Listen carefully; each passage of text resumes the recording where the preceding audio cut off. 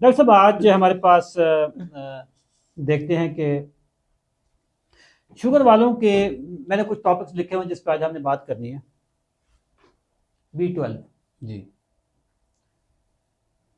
B12 जो जितने भी विटामिन हैं और मिनरल्स हैं उनमें B12 बड़ा इम्पोर्टेंट है और ये शुगर वालों के लिए इसकी अहमियत डॉक्टर महबूब साहब बताइए। सर, B12 B12 हमारे बॉडी का बहुत ही असेंशियल एक विटामिन है। Okay vitamin B12। ओके और इसकी रिक्वायरमेंट बहुत सारे फंक्शंस में होती है, जिस तरह के खून बनाने में, न्यूरोपैथी में, बैलेंस मेंटेन करने में, बहुत सारी जगहों पे ये अपना रोल प्ले कर रहा होता है। थोड़ा सा आसान लफ्ज में न्यूरोपैथी का आपने जिक्र किया, जी जी ये सर, क्या मैं चीज़ इसके होती है? पहले नॉर्मल फंक्शन बता ओके रहा हूँ। अब इसकी जब डेफिशिएंसी हो जाती है ना सर, तो फिर वही काम जो ये कर रहा होता है वो एक तरफ न्यूरोपैथी हो जाती है। न्यूरोपैथी ऐसी कोई लीथल बीमारी है सर, बेचारे शुगर के पेशेंट फुल सर्दियों में भी रजाई से बाहर पाँव हाँ रख के सोते हैं। बिल्कुल जलन और वाला जो मसला जलन है। पाँव है। में जलन इतनी शदीद होती है कि वो कहते हैं डॉक्टर साहब ऊपर वाले धड़ पे ठंड लग रही होती है, नीचे वाले धड़ पे गर्मी लग रही होती है। सर सारी जिंदगी चौधरी ने भी यही किया था अच्छा। ठीक है। सख्त सर्दी हाँ और आपको पता है लाहौर में कितनी सर्दी होती है, जी। तो टांगे बाहर की पाँव अच्छा बाहर निकाले हुए, अच्छा अच्छा ठीक है। अच्छा। तो अब वाइफ मेरी कहे यार सर्दी किधरों आ रही है अब मैंने कहा यार आपकी तरफ से होगी, मेरी तरफ से तो नहीं आ रही।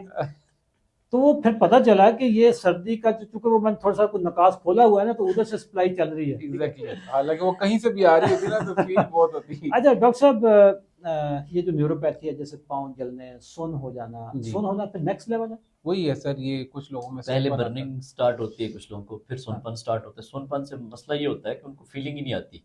फीलिंग ऐसे आती है जैसे रुई पे चल रहे हैं, ओके क्योंकि कॉटन पे चल रहे हैं। क्योंकि जब उनको कांटा या कोई चीज़ लगती है नीचे से या कोई चीज़ चुभ जाती है, इवन जूता हार्ड है वो लग जाता है, तो फीलिंग ही खत्म हो जाती है। तो वो फिर ये तो जख्म बड़ी अंदर डेंजरस चीज होगी फिर बहुत डेंजरस चीज़ है। कि कुछ चीज लग गई और आपको पता ही चला। महसूस ही नहीं हुई। हाँ और सर, जब वो ज़ख़म हुआ, फिर ज़ख़म आगे फैलता गया। क्योंकि हम देखते पेशेंट कम मुआयना करते हैं या पाँव वाले हिस्से को देखते नहीं है, तो फिर वो आहिस्ता आहिस्ता आगे स्प्रेड होता जाता है। तो फिर वो ज़ख़म फिर हड्डी को इन्वॉल्व कर लेता है, फिर जिसमें एम्पुटेशन वगैरह की तरफ ओए जाना होए पड़ता है। सर म्यू हॉस्पिटल में ना एक क्लिनिक है डायबिटिक फुट के नाम से। ओके अच्छा, उसमें ना सिर्फ सिर्फ शुगर के वो मरीज जिनका पाँव खराब होता है, उस कमरे में, उस क्लिनिक में सिर्फ वो आते हैं।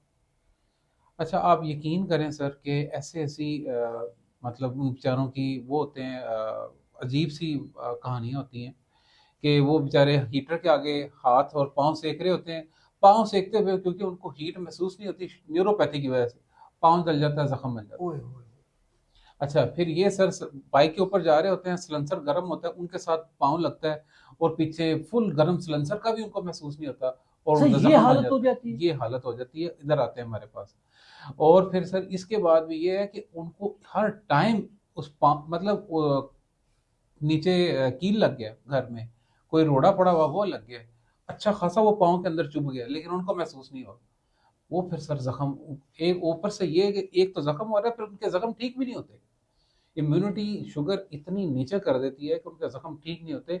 आप एक दिन भी उस डायबिटिक फुट क्लिनिक में बैठ नहीं सकते, ऐसा ऐसा मिजरेबल पेशेंट आता है और ऐसी ऐसी बेचारों को कॉम्प्लिकेशन हुई होती है सिर्फ पाँव से रिलेटेड। ये B12 की कमी के साथ भी होता है, लेकिन शुगर से ज़्यादा एसोसिएशन है न्यूरोपैथी की, कि जब